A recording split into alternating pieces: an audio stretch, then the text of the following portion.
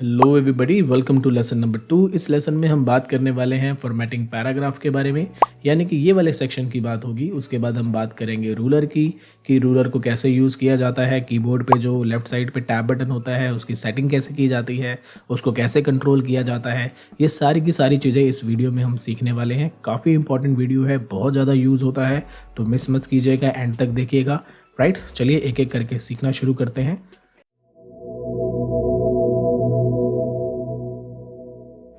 सबसे पहले हम बात करते हैं बुलेट्स की, यानी कि अगर आप कुछ लिस्ट फॉर्म बनाना चाहते हैं, कोई पॉइंट वाइज कोई डिटेल लिखना चाहते हैं तो बुलेट का यूज़ किया जाता है। आपको जाके बुलेट पे क्लिक करना है, बाय डिफ़ॉल्ट एक ब्लैक सर्कुलर डॉट आ जाएगा। इसके बाद जैसे ही आप अपना कंटेंट लिखेंगे, एंटर दबाएंगे तो नेक्स्ट बुलेट ऑटोमेटिक आ जाएगी। यहाँ पे क्वेश्चन आता है कि क्या से बुलेट को चेंज किया जा सकता है। डेफिनेटली कर सकते हैं। कंटेंट को सिलेक्ट कीजिए, बुलेट के साथ आप एक छोटा सा आइकन देख रहे हैं जो हमारा ड्रॉप डाउन बटन है, इस पर क्लिक करना है। काफ़ी सारी बुलेट्स आपको यहाँ मिल जाएंगी, ये सारी प्री डिफाइंड होती हैं। अब यहाँ पे एक क्वेश्चन और आता है कि क्या सर यहाँ पे जो ये बुलेट्स हैं क्या यही होती हैं या इनके अलावा भी हम कोई बुलेट ले सकते हैं। डेफिनेटली हम बुलेट्स को इंसर्ट करवा सकते हैं। आपको क्या करना है, नीचे जाना है डिफाइंड न्यू बुलेट पे। यहाँ पे आपको सिंबल मिलेगा। दो फॉन्ट होते हैं, एक होता है विंगडिंग्स और एक होता है वेबडिंग। विंगडिंग्स में आइए, यहाँ पे काफ़ी सारे करैक्टर्स आपको मिलेंगे। अगर ये करैक्टर्स पसंद नहीं आते तो बस यहाँ पे आप जाके वेबडिंग्स कर लीजिए। यहाँ पे आपको और भी आइकन्स देखने के लिए मिल जाएंगे। तो यहाँ से जो भी आपको आइकन चाहिए बस आपको उसके ऊपर क्लिक करना है, ओके करना है, ओके करना है। तो आप देखेंगे कि यहाँ पे वो बुलेट अप्लाई हो चुकी है। यहाँ पे हम बुलेट के अंदर अगर पिक्चर लगाना चाहें तो वो भी पॉसिबल होता है। आप अपने कंटेंट को सिलेक्ट कीजिए, ड्रॉप डाउन बटन पे जाइए, डिफाइंड न्यू बुलेट पे जाइए, यहाँ पे आपको मिलेगा पिक्चर। पिक्चर पे जाइए, फ्रॉम फाइल कर लीजिए और यहाँ पे मैंने डेस्कटॉप पे एक फ़ोटो को रखा हुआ है। बस आपको इसको क्लिक करना है, इंसर्ट करना है, ओके करना है। तो आप यहाँ पे देखेंगे कि हमारी फ़ोटो भी यहाँ पे इंसर्ट हो जाएगी। राइट, तो इस तरीके से आप बुलेट अप्लाई कर सकते हैं। अब हम बात करते हैं नंबरिंग की। इसके आगे नंबरिंग हमें मिल जाती है, यहाँ पे क्लिक करना है। काफ़ी सारी नंबरिंग के ऑप्शंस हैं, इसमें से कोई भी आप एक ऑप्शन ले सकते हैं।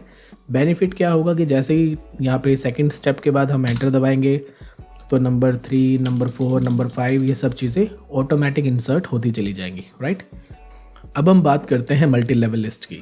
मल्टी लेवल लिस्ट का मतलब होता है जिसमें मल्टीपल लेवल्स होते हैं। जैसे कि आप ये देख पा रहे हैं कि मुझे पहले 1 चाहिए, 1 के बाद 1.1 आएगा, फिर 1.1.1, यानी कि इस तरीके से। इसको यूज़ करना बड़ा ही आसान है। बस आप एक बार इसको क्लिक कर दीजिए, वो अप्लाई हो जाएगा। उसके बाद यहाँ पे कोई भी कंटेंट आप लिखेंगे, जैसे एंटर दबाएंगे तो क्या होगा कि यहाँ पे भी आप देखो 1 के बाद 2 आया है, लेकिन हमें क्या चाहिए था 1.1। तो हमें क्या करना होगा, कीबोर्ड पर टैब दबाना होगा। टैब दबाने से हम सब हेडिंग की तरफ आ जाते हैं। उसके बाद आपको कंटेंट लिखना है, एंटर दबाना है। अगर आपको 1.2 ही चाहिए तो आप आगे कंटेंट लिख सकते हैं। अगर आपको यहाँ पे 1.1.1 चाहिए तो आपको अगेन टैब दबाना होगा। इस तरीके से मल्टी लेवल लिस्ट को यूज़ किया जाता है। अब अगर हम एंटर दबाते हैं तो क्या आया, 1.1.2 आ गया। लेकिन सपोज करो कि अब मुझे यहाँ पे 1.1.2 नहीं चाहिए, मुझे डायरेक्ट ये जो मेरा 1 हेडिंग है इसके नीचे का सेकंड पॉइंट चाहिए। तो मुझे क्या करना होगा, एंटर यूज़ करना होगा, एक और एंटर दबाना होगा। राइट, आई थिंक आपको ये पॉइंट क्लियर हो गया है। मैं एक बार दोबारा एक्सप्लेन कर देता हूँ। मल्टी लेवल को यूज़ करने के लिए आपको टैब और एंटर के कॉम्बिनेशन को यूज़ करना है। अगर आप टैब दबाएंगे तो सब हेडिंग बन जाएगी, अगर एंटर दबाएंगे तो मेन हेडिंग पे पहुंच जाएंगे। राइट, अब हमें क्या करना है, मल्टी लेवल को यूज़ करके एक प्रोजेक्ट को बना के देखते हैं। मैं आपके सामने यहाँ पे बनाता हूँ। ये फाइल भी आपको डिस्क्रिप्शन बॉक्स में मिल जाएगी, आप वहाँ से जाइए, डाउनलोड कीजिए। और मैं यहाँ पे कंप्लीट नहीं बनाऊंगा, एक छोटा सा डेमो दूंगा। आपको बस वीडियो को देखना नहीं है, वो फाइल को डाउनलोड करना है और उसको देख देख के बनाने की कोशिश करनी है। राइट, फाइल हमारे सामने ओपन हो चुकी है। यहाँ पे कोर्सेज ऑफर्ड लिखा हुआ है, यहाँ पे एडवांस कंप्यूटर बेसिक, उसकी डिटेल है जैसे कि वर्ड है, एक्सेल है। उसके बाद बी के बाद फिर एक उसकी सब हेडिंग है बेसिक की, राइट, और एडवांस की। तो इस तरीके से मुझे मल्टी लेवल को यूज़ करना है, तो मैं आपके सामने बनाना शुरू करता हूँ। तो सबसे पहले मैंने यहाँ पे लिख दिया कोर्सेज ऑफर्ड। उसके बाद मुझे मल्टी लेवल पे जाना है, यहाँ पे मैंने चूज़ किया ये वाला। उसके बाद यहाँ पे 1 आ गया, ठीक है। यहाँ पे मुझे लिखना है एडवांस कंप्यूटर बेसिक। जैसे हमने एंटर प्रेस किया तो क्या आया, सेकंड आ गया, लेकिन मुझे सेकंड नहीं चाहिए, मुझे यहाँ पे ए चाहिए। तो मुझे टैब दबाना होगा और यहाँ पे मुझे लिखना है MS वर्ड और उसके बाद लिखना है MS एक्सेल, ठीक है। अब इसके बाद यहाँ पे सी आ गया है, लेकिन मुझे चाहिए रोमन काउंटिंग का 1, तो मुझे यहाँ पे अगेन टैब दबाना होगा। तो इस तरीके से आप देख पा रहे हैं कि मल्टी लेवल को कैसे यूज़ किया जाएगा। राइट, तो मैं यहाँ पे ये डॉक्यूमेंट को कंप्लीट नहीं कर रहा हूँ, डिस्क्रिप्शन बॉक्स में जाइए, वहाँ से ये फाइल को डाउनलोड कीजिए और प्रैक्टिस कीजिए, राइट। चलिए अब हम आगे बढ़ते हैं। अगला ऑप्शन आपको मिल जाता है इंडेंट का। इसके लिए आपको पहले एक पैराग्राफ लिखना होगा। तो यहाँ पे मैंने कुछ पैराग्राफ्स लिख लिए हैं। Ctrl+A दबा के हम सारे पैराग्राफ्स को सिलेक्ट कर सकते हैं। आपके पास दो ऑप्शन है, इंडेंट यानी कि डिक्रीज इंडेंट और इंक्रीज इंडेंट। इंक्रीज इंडेंट करेंगे तो आपका लेफ्ट साइड मार्जिन इंक्रीज हो जाता है। अगर आपको लगे कि ये मार्जिन थोड़ा सा ज़्यादा हो गया है तो डिक्रीज इंडेंट से इसको आप कम कर सकते हैं। इसके बाद हम बात करते हैं अलाइनमेंट की। देखो माइक्रोसॉफ्ट वर्ड में जब भी आप कुछ टाइप करते हो वो सारी चीज़ें लेफ़्ट साइड ही टाइप होती हैं। अगर आपको कुछ चीज़ें सेंटर में टाइप करनी है तो नॉर्मली बच्चे क्या करते हैं, सेंटर में जाते हैं इस तरीके से स्पेस बार को यूज़ करके और फिर टाइप करते हैं। ये तरीका बिल्कुल गलत होता है। आपको कभी भी ऐसे टाइप नहीं करना है। अगर आपने इंटरव्यू में जाके ऐसे टाइप कर दिया तो समझ लेना वो वहीं से आपको टाटा बाय बाय कर देंगे। उनको पता चल जाएगा कि आपको ऑप्शंस के बारे में नहीं मालूम। तो आपको क्या करना होगा, सेंटर में लिखना है तो सेंटर अलाइन को यूज़ करना है। अब यहाँ पे आप एक छोटी सी चीज़ नोटिस करेंगे कि जैसे ही मैं सेंटर अलाइन पे आता हूँ, यहाँ पे उसका एक नाम भी हाईलाइट हो जाता है, उसका शॉर्टकट भी हाईलाइट हो जाता है।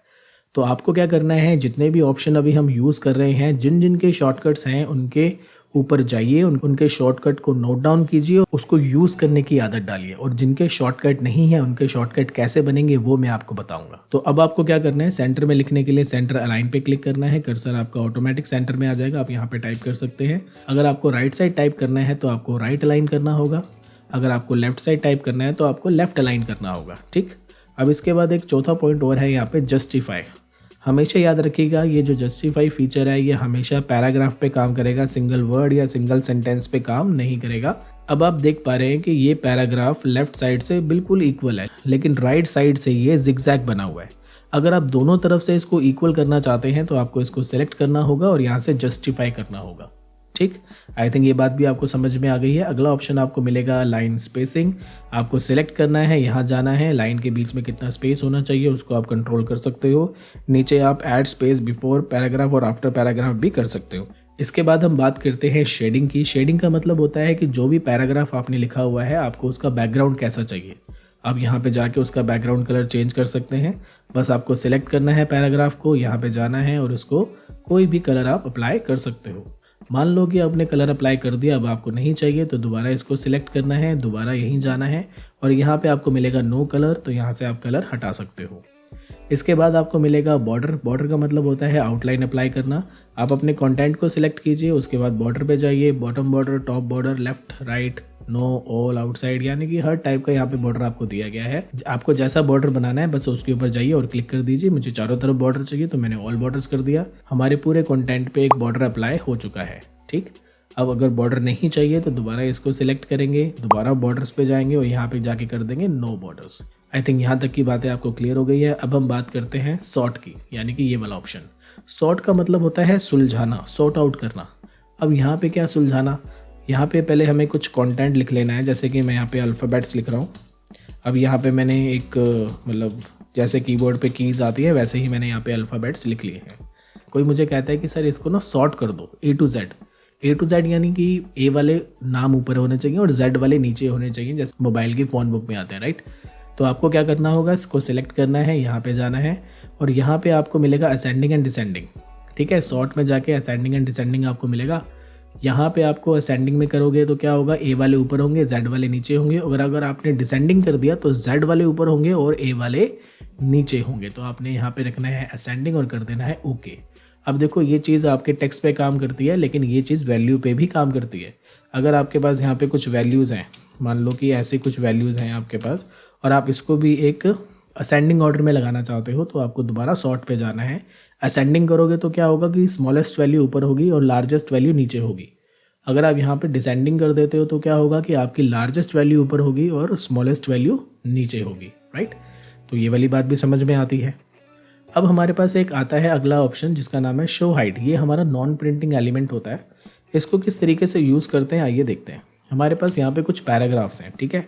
अब जैसे ही मैं इस वाले बटन पे क्लिक करता हूँ तो क्या होता है कि जहाँ पे स्पेस होता है वहाँ पे देखो आप डॉट आ गया और जहाँ पे एंटर प्रेस होगा वहाँ पे ये एक्स का निशान यानी कि कुल्हाड़ी सी बनी हुई आ जाएगी, ठीक है। इसका काम सिर्फ यही होता है, ये हमें सिर्फ फॉर्मेटिंग बताता है कि हमने कैसे करी है, ठीक। एक एग्जाम्पल से और समझते हैं। अब जैसे मैंने इसको यहाँ पे अभी ऑफ कर देता हूँ और मैंने कर्सर रखा है यहाँ पे। अब जैसे ही मैंने यहाँ पे एंटर दबाया, स्पेस दबाया, उसके बाद कीबोर्ड पे जाके टैब दबाया, अब देखो ये सारे स्टेप्स अभी आपके सामने हुए हैं। तो अगर मैं आपसे पूछूं कि मेरा कर्सर जो ये है, ये कर्सर यहाँ से यहाँ तक कैसे पहुँचा, तो आप मुझे बता सकते हो। लेकिन अगर ये स्टेप्स आपके सामने नहीं किए जाते, उसके बाद आपसे पूछा जाता है कि मेरा कर्सर यहाँ से यहाँ तक कैसे पहुँचा, तो आप शायद ना बता पाते। तो आपको क्या करना होगा, अगर ये वाले बटन को आपने एक्टिवेट कर दिया तो ये बता देगा आपको। ये बता रहा है कि देखो ये निशान होता है एंटर का, जहाँ पे एंटर दबा है, और ये जो डॉटेड लाइन बनी है ये हमारी स्पेस से बनी है, और जो ये एरो आ रहे हैं ये हमारे टैब के होते हैं। तो हमें पता चल जाता है कि कहाँ एंटर, कहाँ स्पेस और कहाँ टैब का यूज़ किया गया है। इसका काम होता है सिर्फ इतना सा। आई थिंक यहाँ तक की बातें आपको सब क्लियर हो गई हैं। अब हम बात करेंगे हमारे रूलर की, यानी कि ये वाले हिस्से की, इसको किस तरीके से हम यूज़ करेंगे। ठीक, तो इसके लिए मैं पहले पूरा का पूरा डॉक्यूमेंट डिलीट कर देता हूँ, इसको भी ऑफ कर देता हूँ, इसकी मुझे ज़रूरत नहीं है।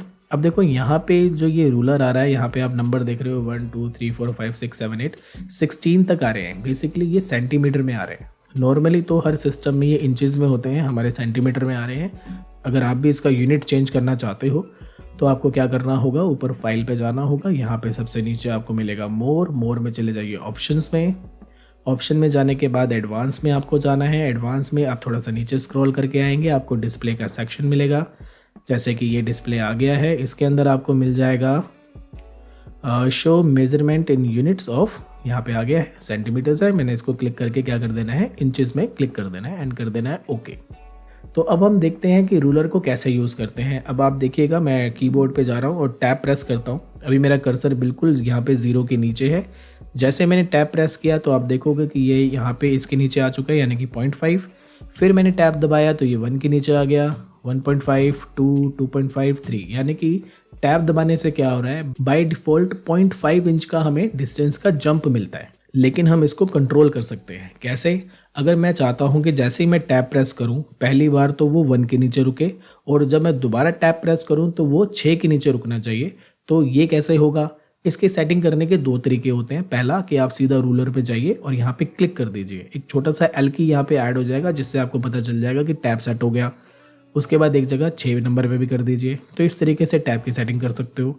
अगर इसको हटाना है तो क्लिक करना है और ऊपर की तरफ drag and drop, again click, drag and drop. तो इस तरीके से इसको हटा भी सकते हैं। दूसरा तरीका होता है टैब की सेटिंग के लिए, आपको पैराग्राफ का ये छोटा सा प्रॉपर्टी बटन आता है, यहाँ पे आपको क्लिक करना है। यहाँ पे आपको नीचे जाना होगा टैब्स में, और यहाँ पे आपको मिल जाएगा टैब स्टॉप पोजीशन। तो मुझे पहली पोजीशन तो चाहिए 1, मैंने कर दिया सेट, और दूसरा चाहिए मुझे 6 नंबर, यहाँ पे लिखा 6 और मैंने कर दिया सेट। अब कर दिया ओके। जैसे आप ओके करोगे तो देखोगे यहाँ पे 2 सेट हो चुके हैं टैब। अब मैं जैसे यहाँ पे कुछ टाइप करता हूँ, टैब दबाता हूँ, तो आप देखेंगे कि ठीक मेरा जो कर्सर है वो 1 के नीचे आ चुका है। यहाँ पे मैंने कुछ टाइप किया, फिर टैब दबाया तो आप देखोगे डायरेक्ट जंप हमें मिलती है 6 के नीचे। तो इस तरीके से मैं यहाँ पे अपना कुछ भी कंटेंट क्रिएट कर सकता हूँ। अब इसी चीज़ को फॉलो करते हुए एक छोटा सा प्रोजेक्ट देखते हैं बना के। ये रहा वो प्रोजेक्ट। इसके अंदर आप देखेंगे कि सेंटर में इंडेक्स लिखा हुआ है, यहाँ पे लेसन नंबर 1 है, पेज नंबर लिखा हुआ है, लेसन का नाम है, और फिर एक डॉटेड लाइन है, और फिर पेज नंबर अगेन 1 है।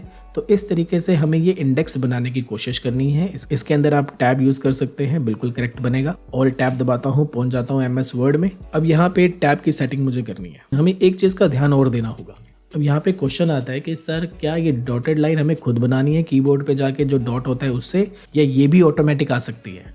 जवाब है यस, ये भी ऑटोमेटिक आ सकती है। सबसे पहले मैंने यहाँ पे सेंटर अलाइन किया और यहाँ लिखा इंडेक्स, एंटर दबाया, लेफ्ट अलाइन किया। अब मुझे टैब की सेटिंग करनी है, तो पैराग्राफ, और यहाँ पे पैराग्राफ सेटिंग के बटन पे जाना है, फिर टैब दबाना है, और उसके बाद फर्स्ट जो हमारे को स्टॉप पोजीशन चाहिए वो 6 पे चाहिए। मैं साथ में ये डॉटेड लाइन बनाना चाहता हूँ, तो मुझे यहाँ पे क्लिक करना होगा और मैंने कर दिया सेट। और जो दूसरी पोजीशन मुझे चाहिए वो जो हमारे थी ना, यहाँ पे थोड़ी सी अंदर करके लिखी गई है, तो इसके लिए मैं चाहता हूँ कि 0.3 पे वो रुके। उसके बाद हम इसको ओके कर देते हैं। ठीक है, सेटिंग हो गई। मैंने यहाँ पे लिखा लेसन नंबर 1, जैसे ही टैब दबाया तो यहाँ पे आ गए पेज नंबर 1, एंटर दबाया, फिर टैब दबाया, फिर यहाँ पे लिखा MS वर्ड, फिर मैंने टैब दबाया, डायरेक्ट वहाँ पे पहुँच गए पेज नंबर 2 या पेज नंबर 1। तो इस तरीके से अब आपको आइडिया लग गया है कि किस तरीके से हम अपना इंडेक्स बना सकते हैं। राइट, आई थिंक यहाँ तक की बात आपको समझ में आ गई है। तो अब मैं इसको कंप्लीट नहीं कर रहा हूँ, मैंने आपको एक छोटा सा डेमो दे दिया है। अब आपको क्या करना है, डिस्क्रिप्शन में जाना है, इस फाइल को वहाँ से डाउनलोड करना है और प्रैक्टिस करने की कोशिश करनी है। इसके साथ साथ मैं आपको एक प्रोजेक्ट और दिखाना चाहता हूँ, वो भी आपको कंप्लीट करना है। ठीक है, 3 प्रोजेक्ट बनाने हैं। इस वीडियो को देखने के बाद आपने 3 प्रोजेक्ट बनाने हैं। 2 आपको पता चल चुके हैं, एक मैं प्रोजेक्ट आपको और दिखा देता हूँ, और वो प्रोजेक्ट है आपका ये। ठीक है, ये है आपका रिज्यूमे, करिकुलम विटाए भी कहते हैं इसको। तो ये एक सिंपल सा यहाँ पे हमने फॉर्मेट बनाया हुआ है। आपको क्या करना है, सेम फॉर्मेट को देख देख के बनाने की कोशिश करनी है। यहाँ पे कुछ चीज़ें मैंने ओपन रखी गई हैं, वहाँ पे आप अपनी इन्फॉर्मेशन डाल के ये अपना भी रिज्यूमे आप बना सकते हैं। चलिए इस वीडियो को मैं यहीं पे फिनिश करता हूँ। अब मैं आपको मिलूंगा नेक्स्ट वीडियो में। Till the time keep learning and keep practising. Bye, take care.